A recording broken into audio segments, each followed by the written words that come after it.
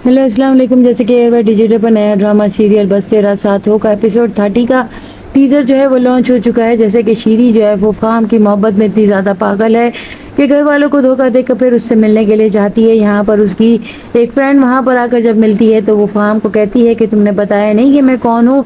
कभी माजी में हमारे भी कोई ताल्लुकात है, जिस पर जो है वो फ़ाहम को बार बार पूछती है कि बताओ ये लड़की कौन है, लेकिन वो इसे कह देता है कि तुम्हारी तरह ये भी वही लड़की है जो हज़ारों करोड़ों लोगों में से जो है मेरी एक नज़र के लिए तरसती रही है, लेकिन मेरी नज़र तो किसी एक लड़की पर आकर ठहर गई है। उसे क्या मालूम। यहाँ पर जो है वो अपने आप को बड़ा ही खुशकिस्मत समझती है। जमील उस बंदे के खिलाफ केस करने के लिए अपनी दोस्त के साथ जो है एफआईआर कटवाने के लिए आती है। उसकी दोस्त और उसके वालिद जो है वो उसका साथ देते हैं। वो आकर एफआईआर कटवा लेती है। घर आकर जब वो अनस को बताती है तो वो कहता है तुमने क्यों एफआईआर कटवाई, मैं तुम्हारे साथ थाने नहीं चलूंगा, इस तरीके से हमारे ख़ानदान का नाम खराब होगा और हमारी इज्जत को उछाला जाएगा। तुम नहीं जानती हो ऐसे केस इतनी आसानी से हल नहीं होते हैं। वो दादाजी को भी कहती है कि इसे कहें कि ये मेरा साथ दे, लेकिन दादाजी क्या उसको समझाते, क्योंकि वो तो खुद शायान को बचाना चाहते हैं। उन्हें मालूम है कि उनका मुजरिम कौन है। यहाँ पर मुरसलीन और शाजिया जब कमरे में जाकर अनस को कहते हैं तुम अपनी बीवी को रोक नहीं सकते, इतनी ऊंची आवाज़ में बात कर रही है, तुम्हारी बीवी तुमसे कंट्रोल में नहीं आती। जिस पर जो है वो कहती है कि आपका ये कोई मसला नहीं है, मैं तो दादाजी से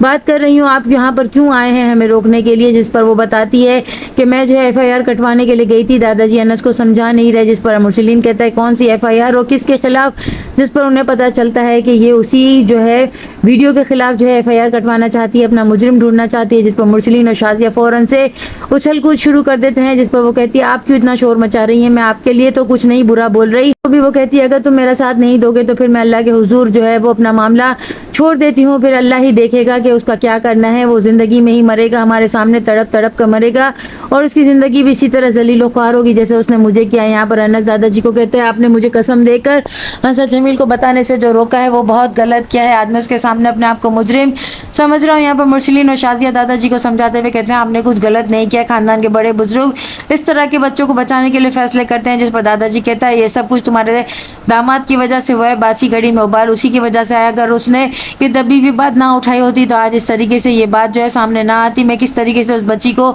झूठ बोलूं जो कि मेरा सारा दिन ख्याल रखती है। यहाँ पर हंसा जमील जो है वो अनस को कहती है तुम भी क्या सोचते होगे मैं कितनी फूहड़ बस सलीका लड़की हूँ जो है ना इस तरीके से एक ही कपड़े पहनकर बैठी है। जिस पर वो कहता है कि तुम हो ही नहीं बस सलीका, तो मैं क्यों ऐसा सोचूंगा। जिस पर वो कहती है पेट में अनाज हो या ना हो तन पर अच्छा कपड़ा जरूर होना चाहिए। हंसा जमील की जोड़ी तो बहुत अच्छी है, लेकिन दोनों एक दूसरे का साथ देने से सिर्फ इसी वजह से पीछे हट रहे हैं क्योंकि अनस जो है वो शायान का नाम नहीं लेना चाहता है। यहाँ पर शीरी जो है वो फ़ाहम को कहती है जब से मेरी तुम्हारे साथ मंगनी हुई है तुम्हारा रवैया बहुत इनसिक्योर मैं फील करती हूँ, तुम क्यों इस तरीके की हरकतें कर रहे हो कि मुझे इनसिक्योरिटी फील हो रही है और तुम्हारा रवैया जो है मुझे हर तरफ से जो है वो बहुत ही बुरा लग रहा है। आखिर क्यों। यहाँ पर वो उसे बताने से नज़र चुरा रहा होता है। नेक्स्ट एपिसोड में अब और क्या दिखाया जाएगा। चैनल के साथ बने रहें, लाइक करें, शेयर करें और सब्सक्राइब